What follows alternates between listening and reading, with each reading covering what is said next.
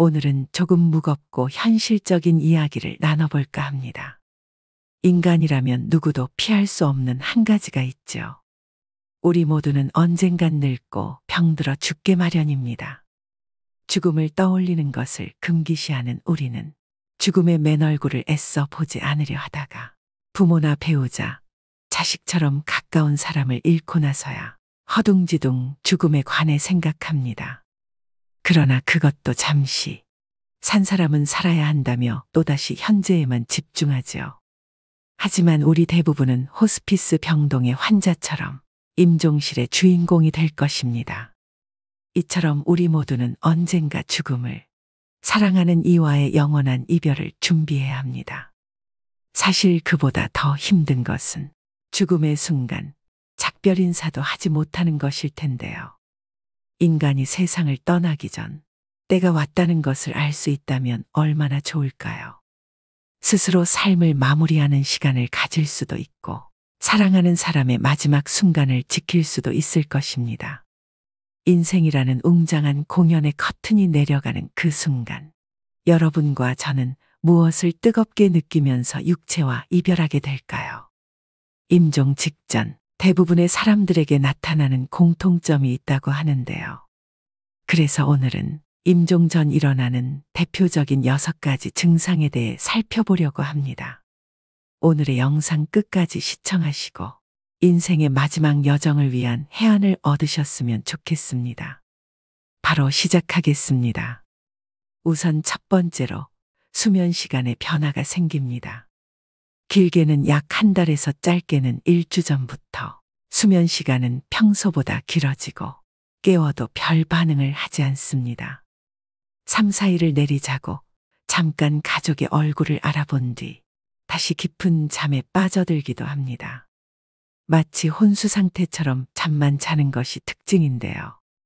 보통 사람은 잠을 잠으로써 몸이 회복되는 작용이 일어나지만 임종 전 환자는 몸이 회복되는 것이 아니라 대사가 서서히 느려져 체내의 장기 기능이 떨어지고 있는 것을 의미합니다.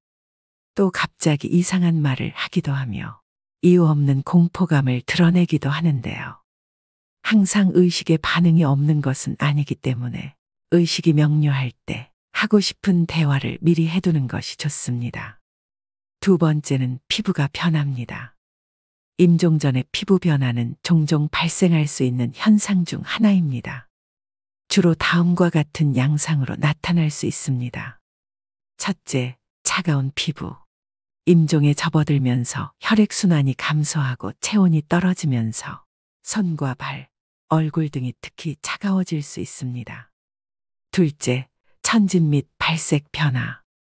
피부의 진피와 표피의 경계가 더욱 뚜렷해지고 피부가 창백해질 수 있습니다. 혈액순환이 감소하면서 발색 변화가 나타납니다. 셋째, 수족 부종. 종종 임종 전에는 신부전이나 체내 액체 이동의 변화가 생길 수 있어서 손과 발이 부어오를 수 있습니다. 넷째, 건조한 피부. 신체 대사가 감소하면서 피부가 건조해지는 것이 일반적입니다. 각 단계가 진행됨에 따라 피부가 푸르스름해 보이는 청색증이 나타나기 시작합니다. 임종 전 대표적인 증상 세 번째는 정신이 맑아집니다. 죽음에 다다르면 오히려 정신이 맑아지고 뚜렷해지는 모습을 보이는 경우가 여럿 있습니다. 보통 이런 현상은 노화로 죽음을 맞이하는 노인들에게서 많이 발견되는 증상입니다. 이런 경우 제 기능을 하지 못하던 뇌도 순간적으로 제 기능을 해서 전에는 바로 옆에 있어도 잘 알아보지 못하던 가족들을 알아보고 초점을 잃었던 눈에도 힘이 생깁니다. 이런 상황에서 보통 어르신들은 가족들과 인사를 나누고 유언을 하시기도 합니다. 이럴 때 종종 힘있고 뚜렷한 눈으로 천장이나 창밖을 계속해서 주시하는 경우가 많다고 합니다. 네 번째는 호흡이 변합니다. 보통 임종 과정에서 나타날 수 있는 호흡은 체인스톡 호흡이라고 합니다. 임종이 다다르면 숨을 몰아쉬고 또 잠시 멈췄다가 또 몰아쉬는 경우가 반복됩니다. 이런 경우 보통 임종 과정에 가까웠다고 보게 되고 자연스럽게 숨을 쉬지 못하고 목의 근육이나 턱, 가슴 근육 이런 것들을 많이 사용을 해서 숨을 쉬는 모습을 보입니다. 또 가래 끓는 소리가 나기도 하는데요. 죽음을 앞둔 사람은 가래를 삼키지도 뱉어내지도 못하게 되면서 목에 분비물이 쌓이게 됩니다. 따라서 숨을 쉴 때 가래 끓는 소리가 납니다. 영어에서는 죽음의 딸랑이라고 이를 뜻하는 단어가 있을 정도로 대표적인 임종의 신호이기도 합니다. 5번째는 식욕 감소 및 갈증이 생깁니다. 임종 전 증상으로 며칠, 몇 주 동안 많은 사람들은 음식과 음료에 대한 욕구가 감소하는 것을 경험하는데요. 거식증으로 알려진 이러한 식욕부진은 신체 쇠퇴의 자연스러운 부분입니다. 몸이 필요한 것만 받아들이고 필요하지 않은 것은 배출합니다. 또 입이나 목이 건조해지고 입술이나 혀가 갈라지거나 침이 끈적끈적해집니다. 마지막 6번째는 변실금이 생깁니다. 임종 전 환자는 소변색이 진해지고 양이 줄어들게 되는데요. 모든 근육의 힘이 서서히 풀리게 되면서 환자의 의지와는 상관없이 괄약근의 힘 조절 때문에 변실금이 생기곤 합니다. 임종이 가까워질수록 대변의 양이 많아지고 반대로 혈압은 저하되어 소변의 양은 줄어들게 됩니다. 여러분 어떠신가요? 말씀드린 증상은 죽음의 접근과 더불어 몸과 정신의 변화를 나타내며 종종 죽음의 문턱에서 받아들임과 평온을 준비하는 과정으로 볼 수 있습니다.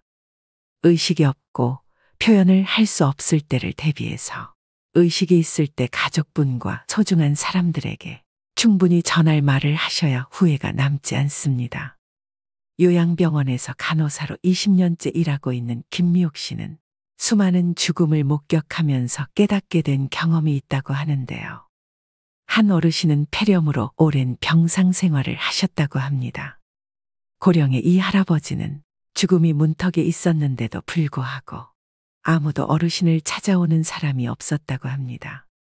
이 간호사가 수소문을 해보니 할아버지께서 젊은 시절에 가정을 돌보지 못하고 가족에게 지은 죄가 많으셨다고 합니다.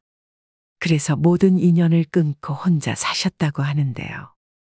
이 어르신은 육체적으로 이미 돌아가실 시점이 지났는데도 불구하고 억지로 숨을 버티고 있는 느낌을 받으셨답니다. 가족을 수소문해서 아내분이 찾아오셨고 아내분은 남편의 손을 꼭 붙잡고 내가 용서해 줄 테니 이제 편안히 가셔요라고 하니 그제야 할아버지는 눈을 감으셨다고 합니다. 그렇게 사랑했던 가족이 떠나가게 되면 우리는 슬퍼할 겨를도 없이 뒤이은 장례를 준비해야 합니다. 가족 중 소중한 누군가를 허망하게 떠나보내고 다들 경황이 없지만 누군가는 꼭 준비해야 하는 일이죠. 무엇부터 해야 하는지 모르는 경우가 많아 당황하는 분들이 많습니다. 그나마 상조에 가입했으면 가입한 상조에 연락하면 그만이지만 까다롭고 복잡한 장례 절차와 조문객 접대, 막대한 장례 비용은 큰 부담으로 다가옵니다. 한 조사 결과에 따르면 국민의 80.4%, 즉 5명 중 4명은 상조 서비스가 꼭 필요하다고 답했는데요. 그렇다면 국내에 수없이 많은 상조회사 중 어떤 업체를 선택하는 것이 가장 현명할까요? 그래서 여러분들에게 합리적인 비용으로 상조 도움을 받으실 수 있는 고위상조 업체에 대해 소개해 드리려고 합니다. 고위상조 서비스를 바탕으로 나이 먹고도 모르면 바보 되는 장례 준비 3가지를 살펴보겠습니다. 첫 번째, 선불제와 후불제 중 어떤 상품을 선택해야 되나요? 먼저 선불제의 경우 말 그대로 미리 상조 비용을 지불하는 것인데 쉽게 말하면 보험과 같습니다. 일반적으로 120회 월납으로 총 납입금은 500에서 1000만 원 수준인데요. 이 금액에서 현장에서 추가 비용이 결제되는 경우도 허다합니다. 또 가입 시 가전이나 휴대폰 할인 등을 명목으로 가입을 유도하는 경우가 많고 이런 부분에 혹해 가입하시는 분들도 많습니다. 하지만 가전을 받는 돈은 막대한 금액을 내는 것 중 극히 일부에 지나지 않고 만약 도중에 업체가 폐업을 하는 경우 내 돈을 제대로 찾지 못해 소비자가 피해를 떠안는 경우가 많습니다. 연간 수십 곳의 상조회사가 폐업을 한다고 하는데요. 그러다 보니 많은 분들이 함부로 상조를 가입하기 꺼려하시는 경우도 많습니다. 이런 여러 단점을 극복하기 위해 나온 것이 후불제 상조입니다. 후불제의 경우 낮은 금액대부터 높은 금액대까지 다양하게 갖추어 있어서 가족분들이 예산에 맞춰서 직접 선택하실 수 있는 장점이 있으며 불필요한 상품들을 포함하지 않을 수 있기 때문에 훨씬 합리적으로 비용을 아낄 수 있습니다. 매월 돈을 납부하지 않아도 된다는 점, 그리고 장례가 끝난 후 비용을 지불하면 되기 때문에 더 투명한 비용으로 마지막까지 안심하고 장례를 치를 수 있게 되는 것도 크게 안심하실 수 있는 부분입니다. 심지어 현재 선불제 상조를 이용하고 계시더라도 후불제로 전환하시는 게 더 이득일 수도 있습니다. 고위상조에서는 후불제 전환 비교 서비스도 제공해드리니 상담 받아보시길 추천드립니다. 두 번째, 장례식장이 있는데 굳이 상조도 따로 필요한가요? 이는 웨딩 플래너 없이 결혼을 준비하는 것과 유사합니다. 장례식장의 장례지도사는 처음부터 끝까지 책임져 주지 않습니다. 빈소에 1시간에서 2시간 들르고 물품을 파는 역할이 전부입니다. 반면 상조의 장례지도사는 처음부터 끝까지 장례를 책임집니다. 장례 첫날부터 발인날까지, 연부터 유족을 위로하는 순간까지 늘 함께 있습니다. 장례식장을 끼고 장례를 진행하는 것은 물품, 식비 등을 고려하므로 상조보다 기본적인 비용이 더 많이 나오는 것이 보통입니다. 그 이유는 두 가지인데요. 먼저 기본용품의 단가가 높습니다. 상조에서 10만 원 하는 수의가 장례식장에선 기본 40에서 50만 원입니다. 수의 가격만 봐도 벌써 4, 5배 차이가 납니다. 언론에서 많이 보도되듯이 장례식장에서의 유골함 가격은 정말 부르는 게 값입니다. 또 식비를 관리해주는 상조와 달리 식비가 많이 나올수록 장례식장 측의 이득이므로 추가 비용도 수십만 원을 훌쩍 넘기게 됩니다.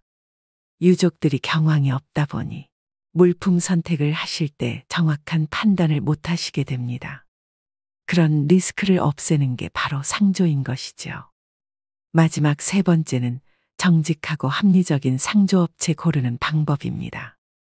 결론적으로 정직하고 합리적인 후불제 상조에 맡기는 것이 답인데요. 다만 국내에 수없이 많은 상조업체 중 어느 업체가 믿고 맡길 만한지 판단하기가 어렵습니다.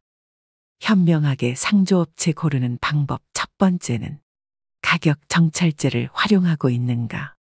장례용품 강매와 노잣돈 및 수고비 강요 등 추가적인 결제를 유도하지 않는 것이 매우 중요합니다.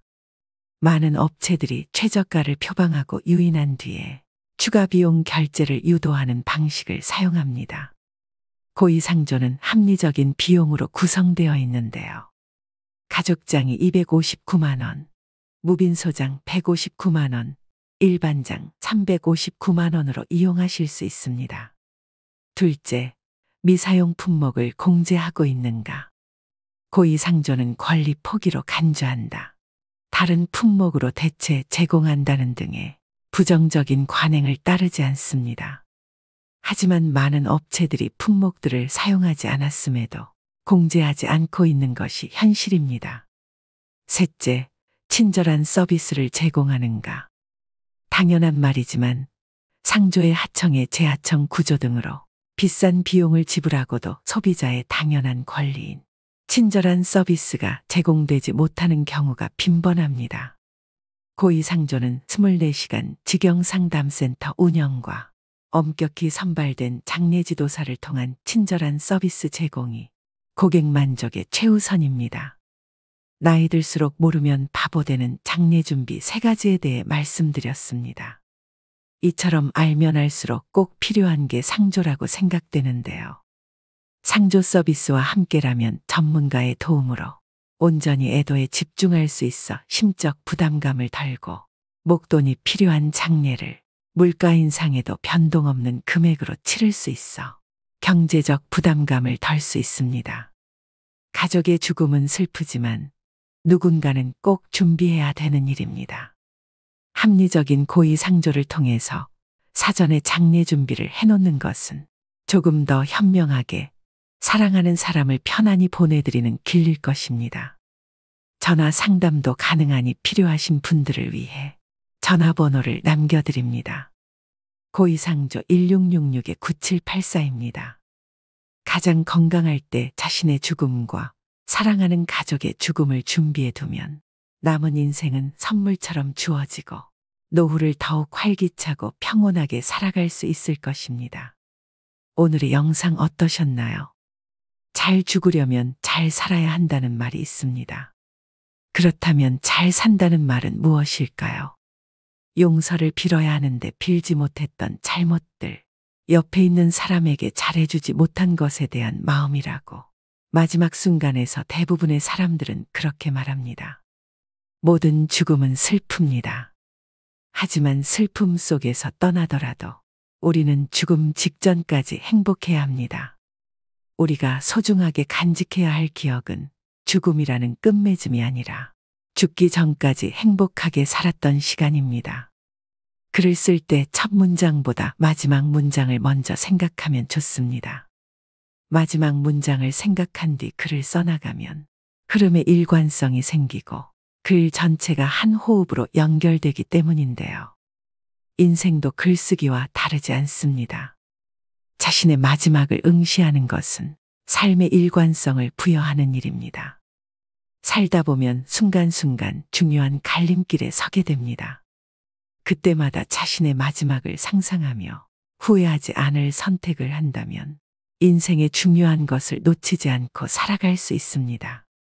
여러분 모두 후회가 남지 않는 행복한 노후를 보내셨으면 좋겠습니다. 마지막으로 인생에 대한 좋은 글 읽어드리면서 오늘의 영상 마무리하겠습니다. 무엇이 삶이고 무엇이 늙음이고 무엇이 죽음인가? 현재의 행복에 최선을 다함이 삶이요. 이러한 삶이 오래되어 편해짐이 늙음이요. 영원히 쉬는 것이 죽음이라면 틀린 말일까? 사람들은 모든 면에서 양면성을 지닌다. 생과 사에 대해서도 그렇다. 어떤 사람들은 살기 위해 발버둥치고 또 어떤 이들은 쉽게 죽어버리려고 한다.